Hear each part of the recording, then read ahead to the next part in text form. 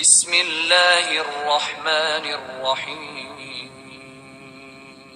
السلام علیکم ورحمۃ اللہ وبرکاتہ۔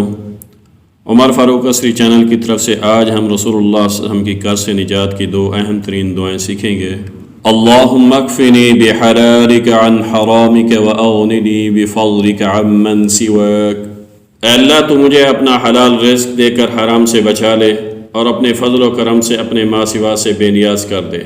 دوسری دعا، اللہم انی اعوذ بک من الہم والحزن واعوذ بک من العجز والکسل واعوذ بک من الجبن والبخل واعوذ بک من غلبۃ الدین وقہر الرجال۔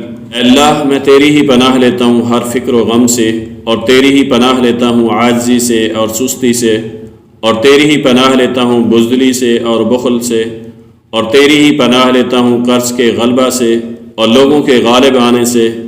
ان دونوں دعاؤں کی فضیلت یہ ہے، رسول اکرم صلی اللہ علیہ وسلم نے فرمایا جو شخص یہ دعا پڑھتا رہتا ہے، اگر ریت کے ذروں کے برابر بھی اس پر قرض ہو تو اللہ تبارک و تعالیٰ اس کو ادا فرما دیتا ہے، یعنی اس کے لیے وسائل پیدا فرما دیتا ہے، بشرطے کہ ادا کرنے کی نیت ہو۔ میرے آپ دوستوں سے گزارش ہے، اسلامک معلوماتی ویڈیوز کے لیے میرے چینل کو ضرور سبسکرائب کریں اور مزید صدقہ جاریہ کے لیے اس کو شیئر کریں۔